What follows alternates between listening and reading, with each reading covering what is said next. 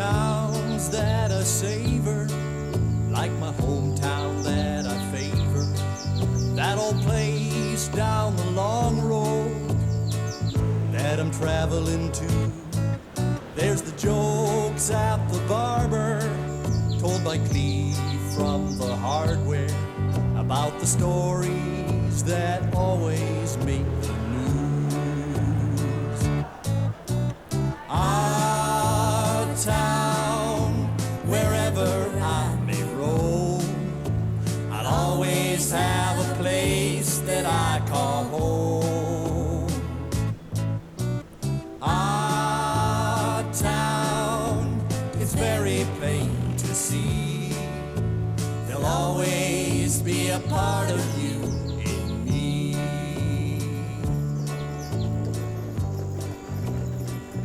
The adventurers who opened up this tract in Ontario were clearly a people apart.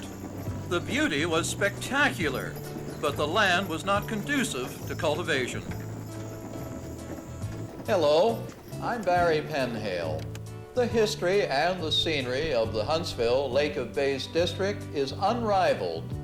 Tourists, well over a century ago, discovered the natural beauty of the area, and word of this choice section of Muskoka quickly spread across Canada and the United States.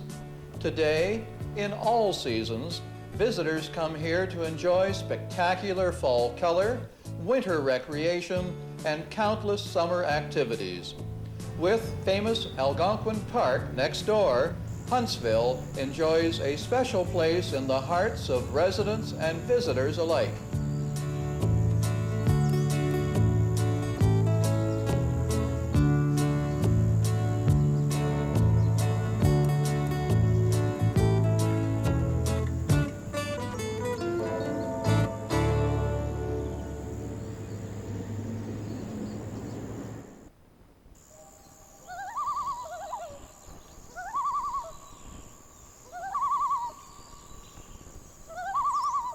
The call of the loon remains unchanged across the distance of time. It recalls the peaceful Algonquin and Ojibwe Indians who traversed this Lake of Bays district on hunting and fishing expeditions. The region came to be called Muskoka, which in Ojibwe means red sand or rock.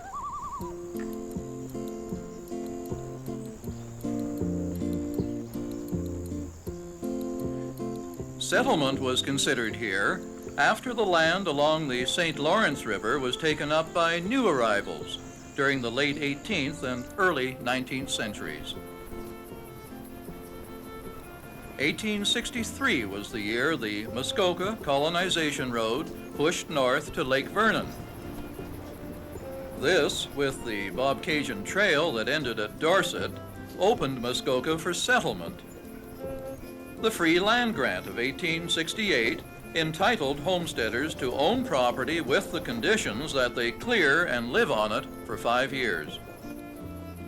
Captain George Hunt, a retired military officer from Montreal, laid claim to 100 acres where the town of Huntsville stands today. The settlers' dream of productive farmland was shattered when greeted with the sight of a rugged landscape of rock, stone, and dense forests. As A.P. Coburn described in his notations of 1867, very often people had come in here with exaggerated ideas of the country and left in consequence of the disappointments they had met. And then the lumber boom came. The interests in the forest led many to sell out to the arriving lumbermen, or at least supplement their means by working in the bush. Canadian white pine was in great demand in Britain and later in the U.S. There were numerous operations: Whaley, Brennan, and Riverside Lumber Companies, to name a few. By 1910, almost all of the pine had been cut, and the big lumbering companies began to move out, except for one. This vintage footage depicts the activities of the Muskoka Wood Manufacturing Company, founded in 1901 by George Hutchison. As all long-distance log movement was by river drive, and since hardwoods were known to sink rapidly, hardwood operations were deemed impossible. Hutchison found that if logs were peeled at the dump and left to dry, they would float.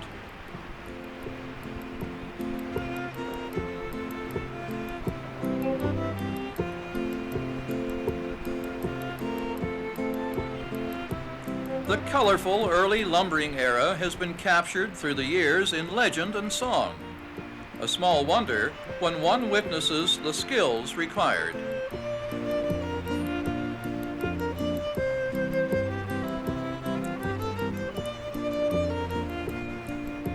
Despite the skeptical analysis of others, the Muskoka Wood Manufacturing Company thrived.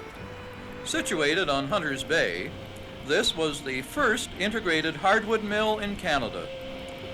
Maple and birch furniture wood, auto and aircraft frames, as well as flooring, were the mainstays of this company. The railway extended north in 1855 and became the workhorse of the industry, carrying dressed lumber to market.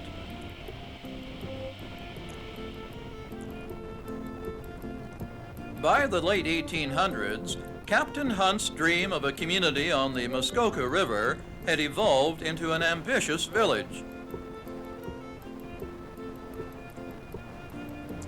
One related activity that grew in these years was leather tanning. The abundance of bark from the hemlock trees, which was used to create tannic acid, was the stimulus for the industry. In 1909, C.O. Shaw, who had a tannery in Bracebridge, bought a similar operation in Huntsville.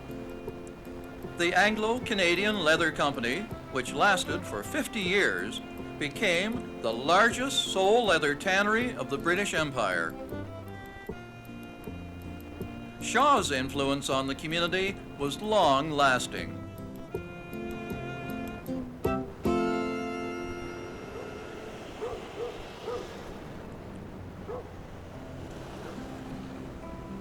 In 1894, a disaster struck Huntsville. Fire ravaged the downtown core, burning out 35 businesses. It was felt the community might not recover. Undaunted in spirit, the town rebounded. Substantial brick buildings replaced the previous wooden structures. And within a year, Huntsville was once again on its feet and business prospered.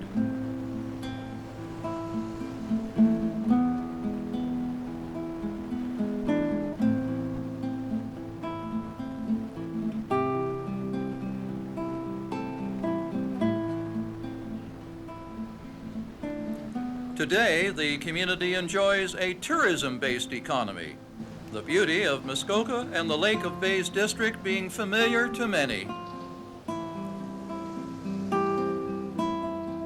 In the earlier years, rail and steamer navigation played a key role in opening up the tourist industry. The town was incorporated in 1886, and over the next century, it grew to become a testament to the perseverance of those who first traveled up that early colonization road in search of new beginnings.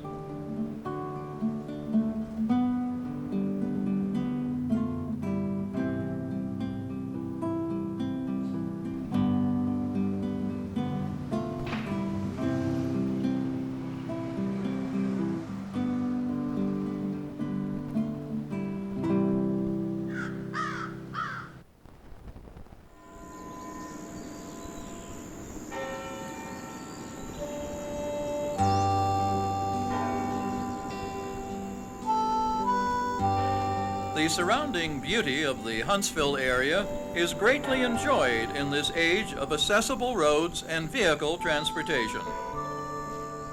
In its early days, remoteness and isolation seriously impeded its growth. Roads were frequently impassable, but gradually the problems of transport were improved. First, the railway, and then in 1877, the local steamboat, the Northern, was launched at Port Sydney and began to ply these waters regularly from Mary Lake to Huntsville. Water travel shortened the distance from Bracebridge and offered a more sophisticated degree of comfort than the bumpy and costly stage run. The steamer Northern made Huntsville its new home port, serving as a feeder to the railway. The age of steam transportation had begun in Muskoka. I found the story of the Muskoka Wood Manufacturing Company to be of great interest and was introduced to Mr. Frank Hutchison, who spoke to me of his personal involvement in the organization. Our family came into Muskoka in the late 1870s, and the grandfather had some area around Huntsville, tributary to Huntsville, and he came up here in 1884. He had a retail store, and he bought the Forester, which is the newspaper that exists today. It's still owned by one of our family. At the time I left college, I thought there were great opportunities to acquire timber in this area and operate here. Our family had a sawmill and a hardwood flooring mill here before 1902. And in 1902, we set up a major operation. It was a large operation. It was a large company. This area was burned over. And this part of the area developed very good birch forests as a result of this.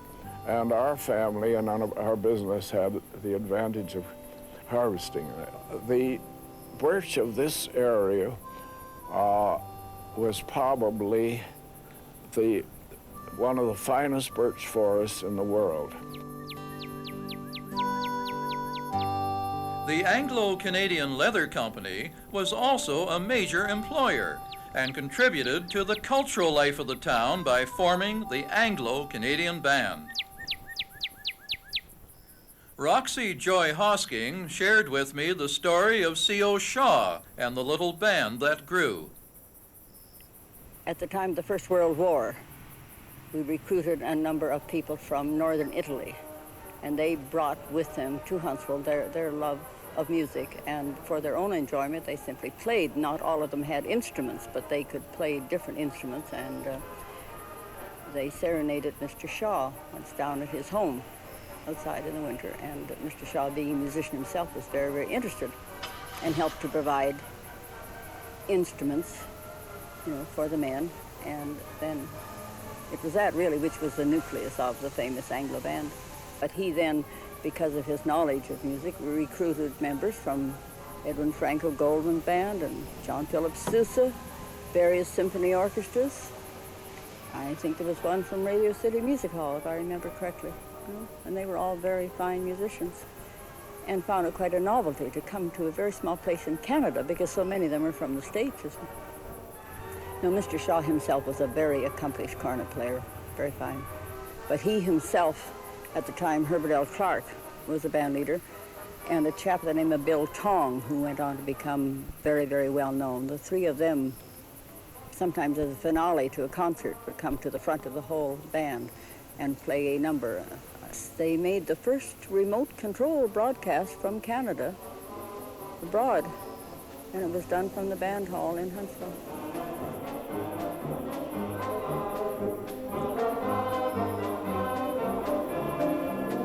The band brought recognition to Huntsville, which by then was enjoying prosperity in its newfound tourist industry.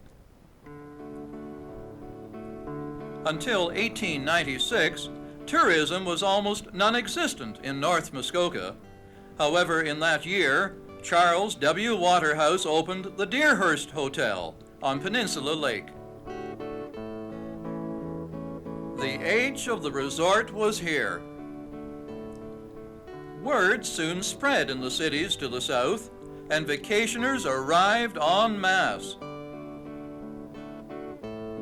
Soon, Ronville Lodge, Limberlost, Springfield Farm, Birkendale House, and C.O. Shaw's Big One Inn, to name only a few, were the resort havens to many, marking the beginning of an era that has been enjoyed by generations since.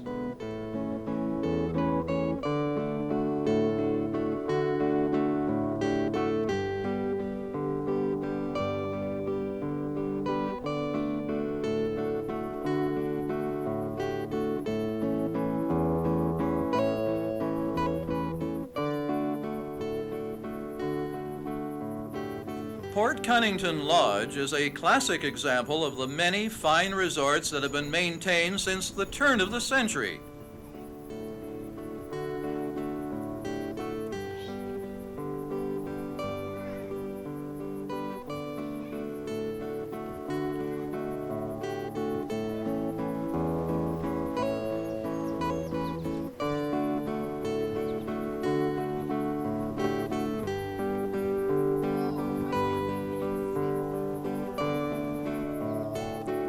Port Cunnington and other lodges in the Huntsville Lake of Bays district offer a soothing retreat to the weary, year-round.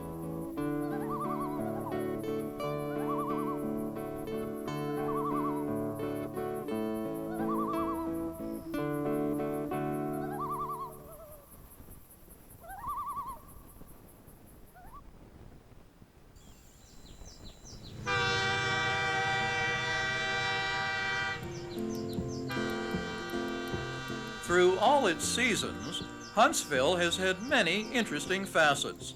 The Grand Trunk's Muskoka Express followed the ribbon of steel northward, depositing baggage and passengers at the railway station.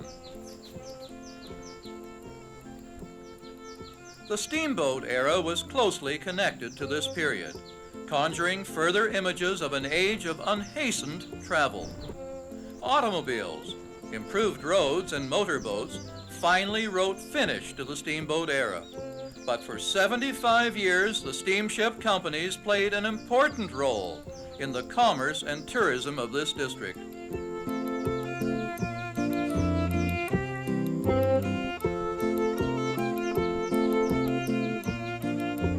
Moored in a secluded bay, the privately restored Wanda III, formerly called the Lady Eaton, is a classic from the days of steam.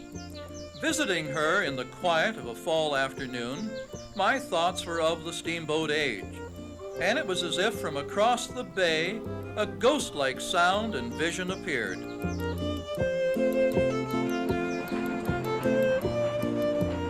In 1886, Captain George Francis Marsh built a steamboat on the lake and soon enjoyed a near monopoly of trade. Huntsville interests began clamoring for a canal with locks to cross the Portage into the Lake of Bays. Marsh offered a less costly and more practical solution. The tiny Portage Railway was built in 1904 to link up the boat services and to haul freight and passengers across the divide. Running less than a mile, the little railway was long touted as the shortest complete rail line in the world.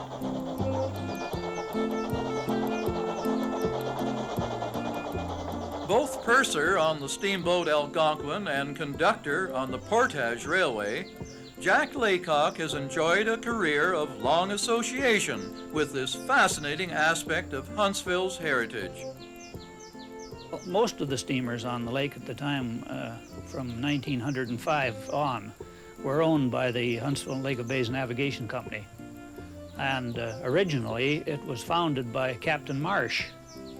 But Captain Marsh died the year the Portage Railway took its first trip, in 1905. And then C.O. Shaw and Associates bought the company. Now, at one time, there were 7 boats in the company. We carried all the freight for the upper lakes during the war. Transport trucks were practically non-existent. And for example, every Thursday morning, Lewis Transport would be on the dock with a whole load of meat for Big One Inn. and we carried their laundry, all their express, of course, and all, in addition to that, the baggage for the various passengers. It was a business. It wasn't a fun thing at all. My purser's job, of course, was to look after the freight, the express, the ticket sales, the baggage, and passengers in general. On arriving at the Portage, it was my job to get on the train, check all the tickets, punch all the tickets, and collect the transfers, which they had little pink transfers which said that they had paid their fare, and also pick up any that I'd missed, and ride across on the train. When we got to the other side, we had to exchange my passengers for the ones on the Iroquois. And the first coaches, of course, were not these. They were closed coaches, and the two little engines came from the E.B. Eddy Company in Hull. And they were little number one and number two, as we called them. They weren't the ones that are presently being used. And they were remarkable little things. They could, the climb from North Portage to the summit of between the lakes was 130 feet in less than a mile. So they were powerful little fellows, and they could push this coach and the 90-passenger coach and a freight car full of freight backwards up that hill. Well, Jack, I know there's something you must have done hundreds and hundreds of times, and I'd find it just great if you would do it for me, and that is if you would flip one of these seats. Right. Well, as we walked along here, we just say, stand up, everyone. Flip the seat over. Those people who are sitting there, sit here, please. Flip the next one. Now, right while you're there, you must have had some calls. Did you call stops, or what would you have yelled out? Because Not on the railway. Not on the railway? No, but when we came into North Portage, I go up around the promenade deck and call Portage, Portage next. Change for Big One, Britannia, Dorset, all points on the Lake of Bays.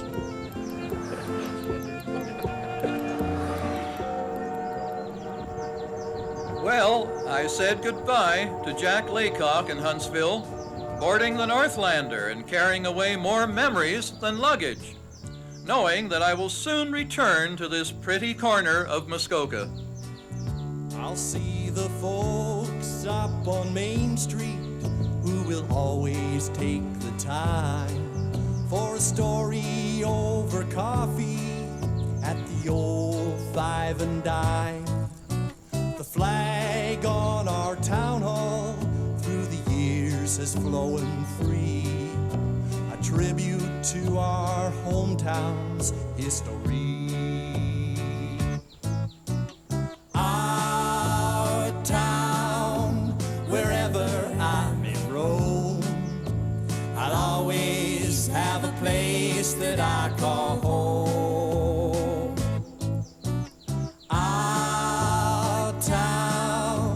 It's very plain to see there'll always be a part of you in me. There'll always be a part of you in me. There'll